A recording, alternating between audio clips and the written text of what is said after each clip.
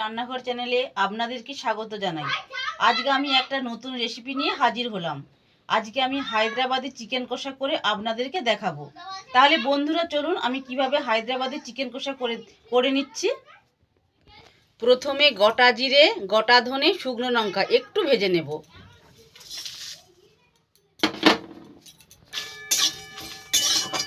অল্প করে ভেজে নিয়ে শিলনোড়াতে জল দিয়ে বেটে নিতে হবে।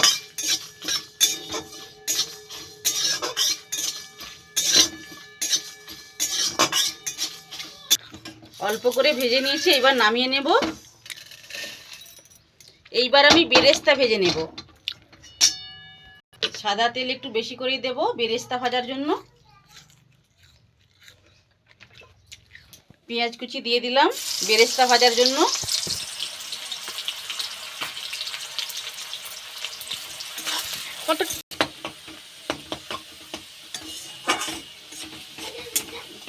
বেরেস্তাটা ভেজে নিয়েছি, এইবার তুলে নেব। এইভাবে বাদামি করে ভেজে নিতে হবে।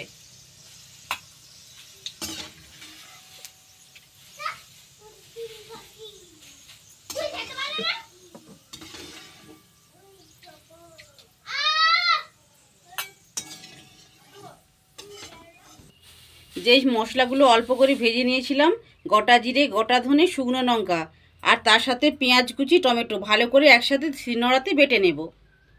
মশলাতে কয়েকটা উপাদান মিশিয়ে নেব। প্রথমে দেব ফেটিয়ে রাখা টক দই,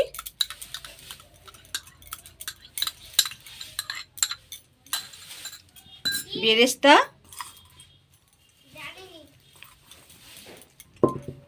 আদা রসুন বাটা, পরিমাণ মতো লবণ। এটা ভালো করে মাখিয়ে নিয়ে আধ ঘন্টা ঢাকা দিয়ে রেখে দেব।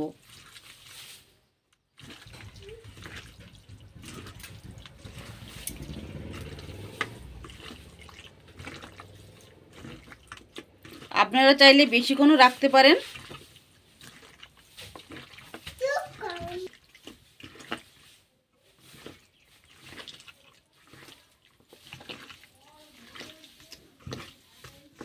ঢাকা দিয়ে রেখে দিলাম।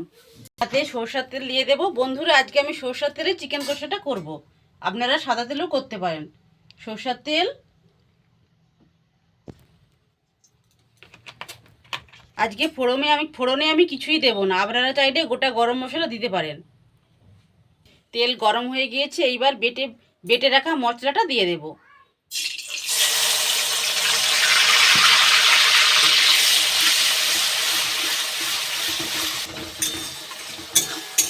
কালারটা ভালো আসার জন্য কাশ্মীরি রেড চিলি দিয়ে দিলাম।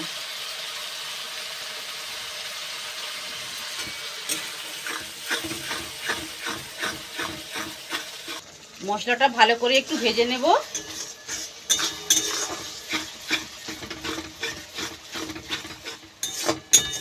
ভালো করে ভেজে নিয়েছি, এইবার চিকেনটা দিয়ে দেব।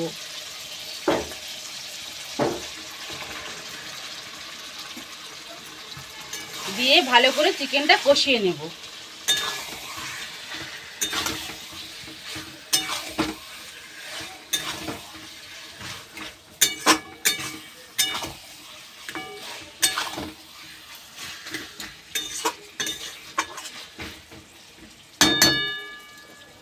ঢাকা দিয়ে চিকেনটা সেদ্ধ করে নেব।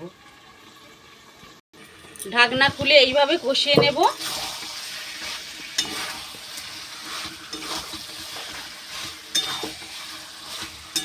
এটা ভালো করে কষাতে হবে।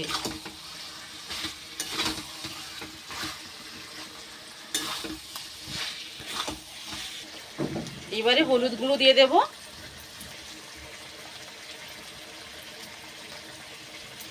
করে কষিয়ে নেব।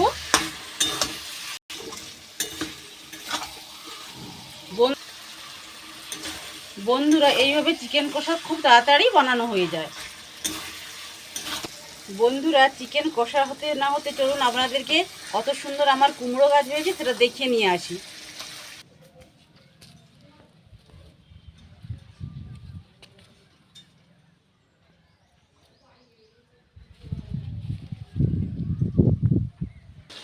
দেখুন বন্ধুরা কত সুন্দর কালার এসেছে এখনই। এখন আরেকটু ভালো করে কষিয়ে নেব। চিকেনটা বেশ ভালো করে কষিয়ে নিয়েছি। এইবার অল্প পরিমাণে জল দিয়ে দেব, গ্রেভি গ্রেভি থাকবে। জল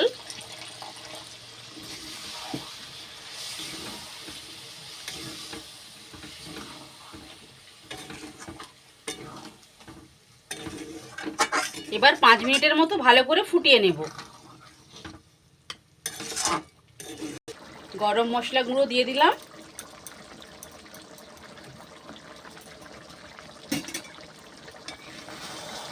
একটু মাখিয়ে নেব ভালোভাবে।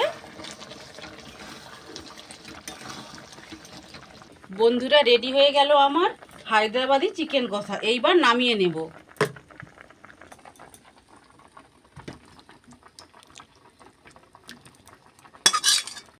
বন্ধুরা রেডি হয়ে গেল আমার হায়দ্রাবাদি চিকেন কষা। এই রেসিপিটা যদি আপনাদের ভালো লেগে থাকে তাহলে কমেন্ট করে আমায় জানাবেন এবং সাবস্ক্রাইব করে পাশে থাকবেন। নমস্কার।